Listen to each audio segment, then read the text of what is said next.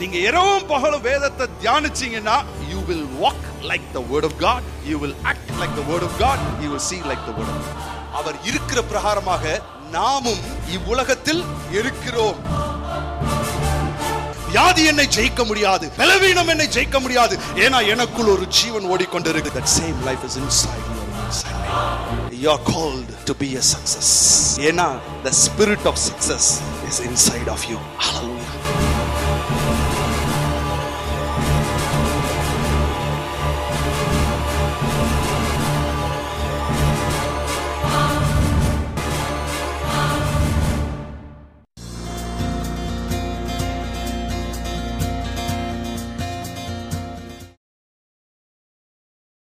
மத்தேயு எழுதின சுவிசேஷம் 9வது அதிகாரம் 17வது வசனம். இதை வீட்டில் போய் வாட்சி பார்த்துக்கலாம். நான் அதை விளக்கி சொல்றேன் நேரம் இல்லாததுனால.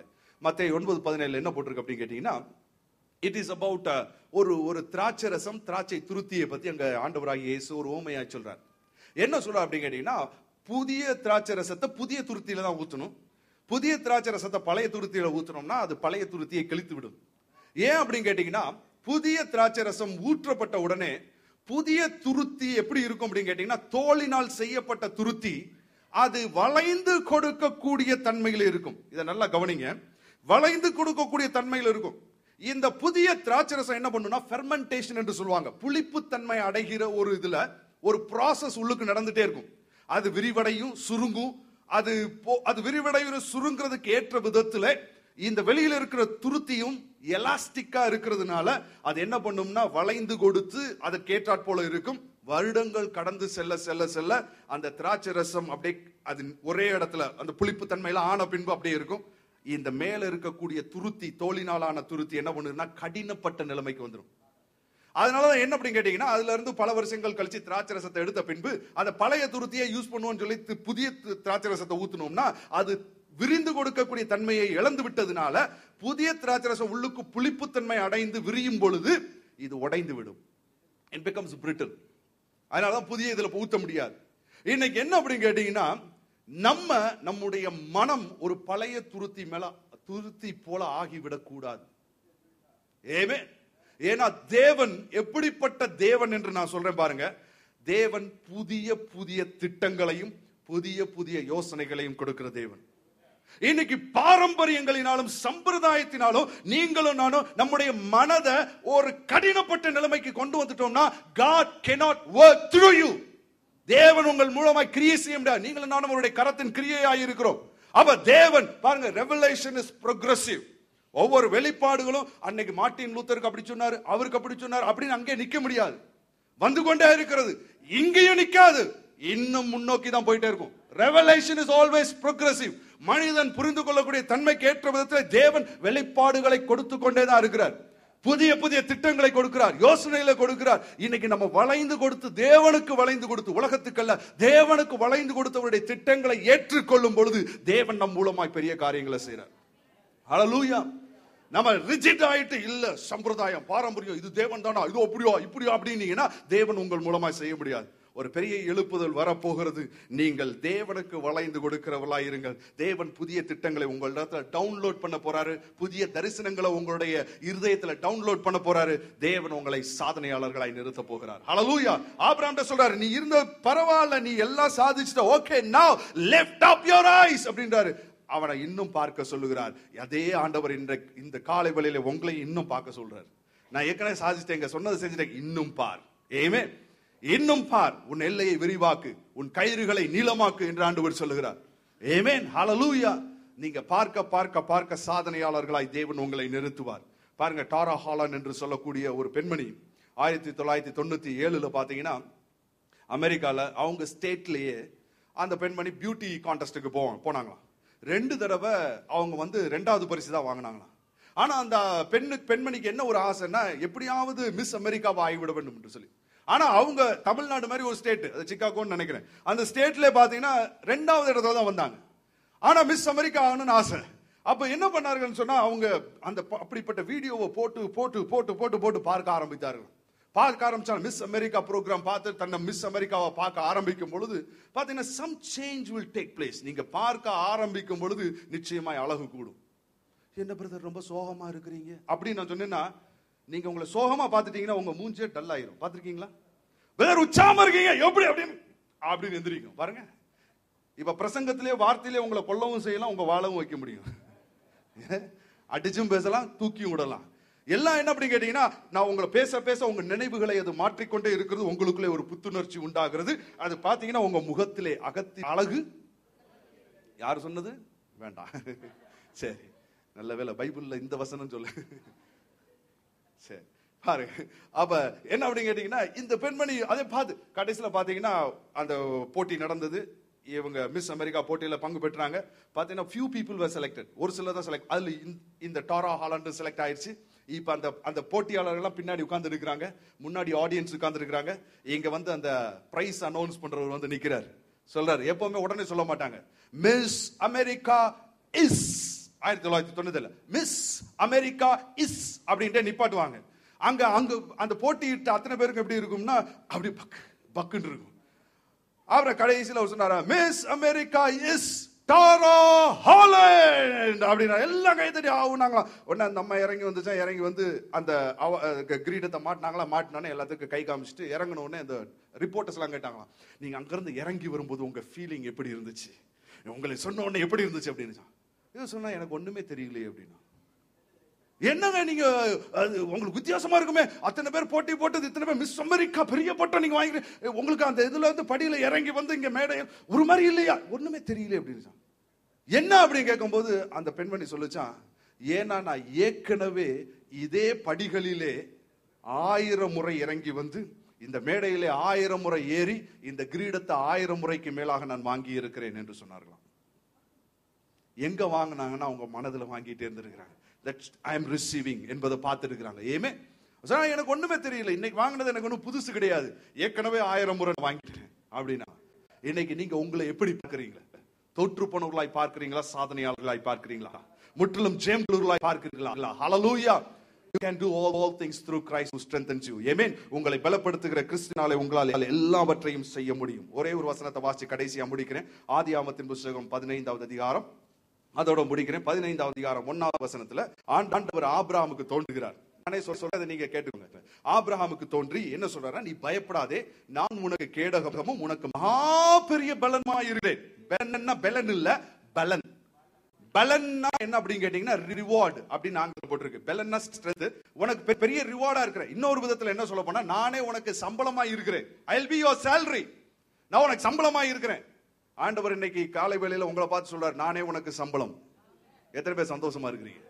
கவர்மெண்ட் வேலை கிடைச்சதுன்னா வர்ற சந்தோஷத்தை பார்க்கலும். ஆமென். இந்த இந்த இந்த இந்த இந்த அரசாங்கத்தின் பொருளாதாரம் ஒரு நாளும் வீழ்ந்து போவதில்லை.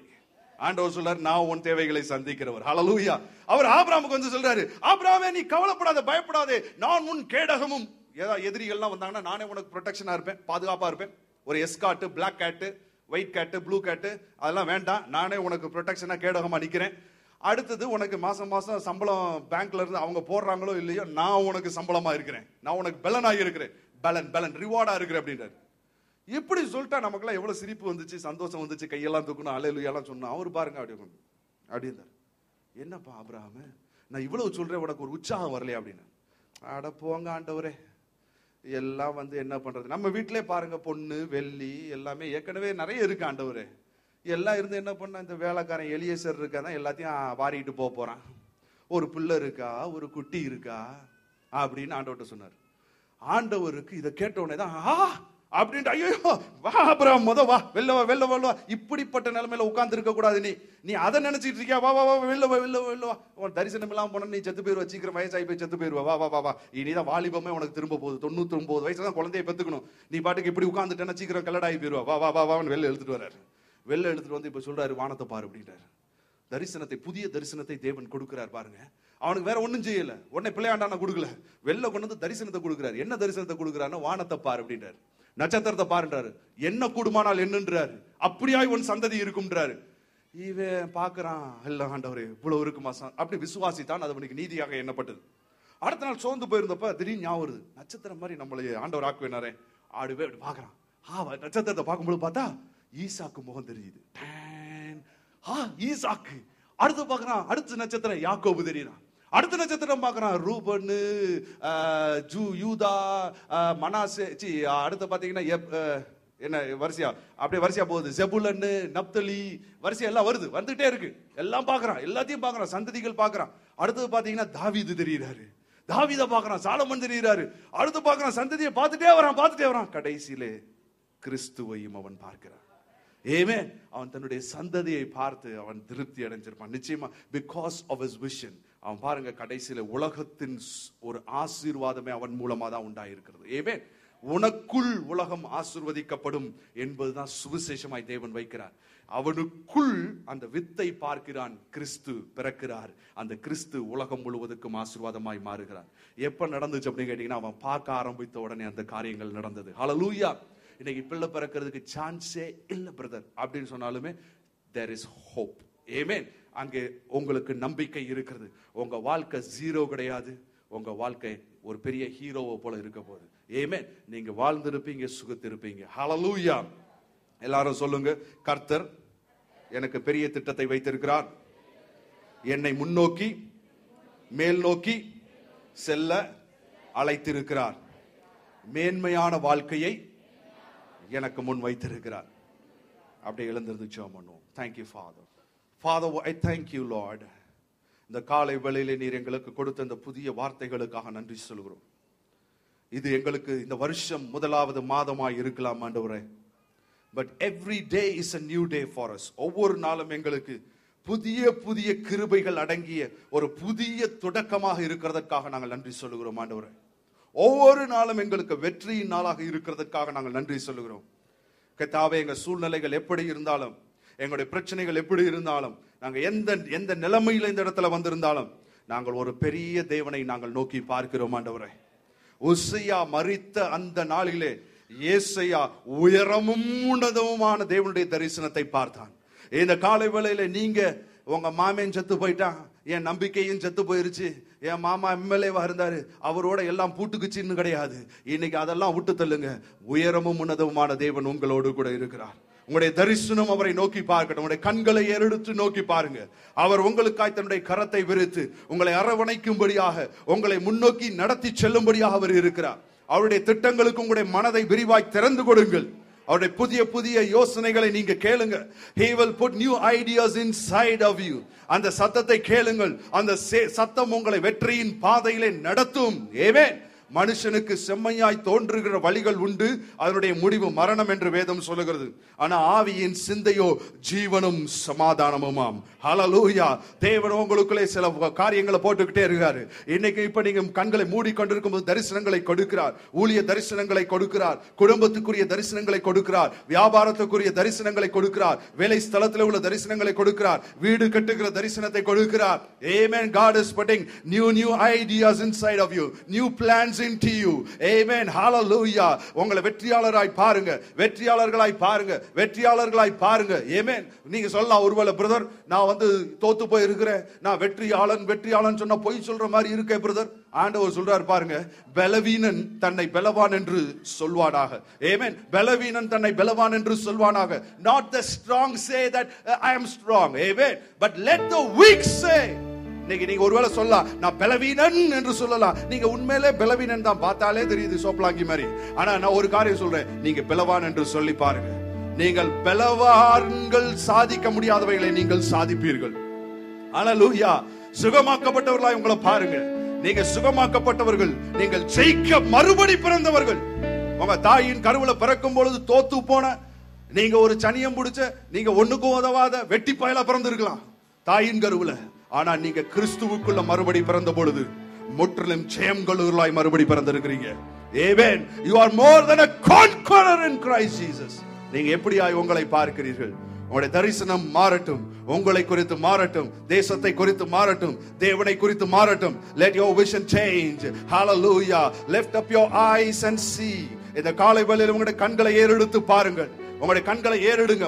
கண்களை பிரச்சனையிலிருந்து நிமிர்ந்து பாருங்க. ஆமென். புண்ணையே பார்த்துட்டு இருக்காதீங்க, வலியவே பார்த்துட்டு இருக்காதீங்க. lift up your eyes. hallelujah.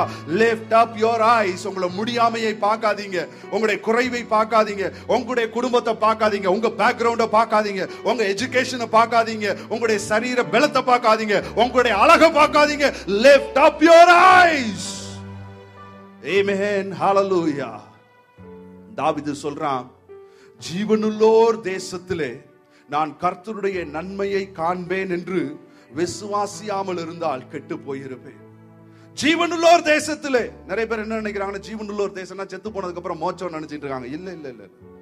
ஜீவனுள்ளோர் தேசம்னா உயிருள்ளவர்கள் தேசம், மூச்சு இருக்கிறவங்க தேசம். மூச்சு எங்க இருக்குன்னா இந்த பூமியில தான் இருக்கு. இந்த தேசத்துல நான் கர்த்தருடைய நன்மையை காண்பேன் என்று விசுவாசியாது இருந்தால் நான் கெட்டு போயிருப்பேன். இந்த காலை வேளையிலே நீங்க கர்த்தருடைய நன்மை எனக்கு வந்து சேரும் என்று விசுவாசிங்க. அத பாருங்க, கர்த்தருடைய நன்மை உங்களுக்காக நீட்டப்பட்டு இருக்கிறது. பிள்ளைகளின் அப்பம் பிள்ளைகளுக்கு. நீங்க தான் அவருடைய செல்ல பிள்ளைங்க. கர்த்தர் உங்களுக்கு கொடுக்காம யாருக்கு கொடுக்க போறார்? அவர் உங்களுக்கு நேராய் தம்முடைய கரத்தை நீட்டி இருக்கிறார். receive it, receive it, receive it. hallelujah. Father, I thank you, Lord. Father, I thank you, Father. Thank you, Lord. பரிசுத்த ஆவியானவரே, நீர் ஒவ்வொருவருக்குள்ளும் மினிஸ்டர் பண்றதுக்காக நன்றி. ஒவ்வொருவருக்குள்ளும் நீர் ஊழியம் செய்கிறதுக்காக நன்றி. ஒவ்வொருவரையும் பலப்படுத்தி நீர் ஆற்றி தேற்றி ஒவ்வொருவருக்குள்ளும் புதிய புதிய பலத்தை கொடுத்து, புதிய ஆற்றலை கொடுத்து, புதிய திட்டங்களையும் கொடுக்கிறதுக்காக ஸ்தோத்திரம். We thank you, Lord. Hallelujah. Thank you, Jesus. Hallelujah. Thank you, Father. Father, we thank you, Lord. நீர் கொடுத்த வார்த்தைகளுக்காக நன்றி ஆண்டவரே. இந்த வார்த்தைகள் கேட்டுட்டு மறந்துட்டு போகாதபடிக்கு கர்த்தாவே இந்த வருஷம் முழுவதும் எங்களுக்குள் துணைக்கட்டும் ஆண்டவரே. புதிய தரிசனங்கள் எங்களுக்கு உண்டானதற்காக ஸ்தோத்திரம். நாங்கள் எங்களுடைய எல்லைகளை விரிவாக்குகிறோம் ஆண்டவரே. எங்களுடைய கயிறுகளை நாங்கள் நீளமாக்குகிறோம் ஆண்டவரே. நாங்கள் விட்டு கொடுக்கிறோம் அப்பா. தூரமாய் பார்க்கிறோம் ஆண்டவரே. இன்னும் தூரமாய் பார்க்கிறோம் ஆண்டவரே. never been satisfied, Lord. திருப்தி அடைந்த ஒரு நிலைமையில இல்லாதபடிக்கு நாங்கள் இன்னும் தூரமாய் பார்க்கிறோம் ஆண்டவரே. தேவனுடைய ராஜ்யத்தின் விஸ்தரிப்புக்கென்று நீர் எங்களை மகிமையான பாத்திரங்களாய் பயன்படுத்துகிறதுக்காக ஸ்தோத்திரம். We give you all the glory, Father. இயேசு கிறிஸ்துவின் இனிய நாமத்தில் ஜெபிக்கிறோம் ஜீவனுள்ள நல்ல பிதாவே. ஆமென்.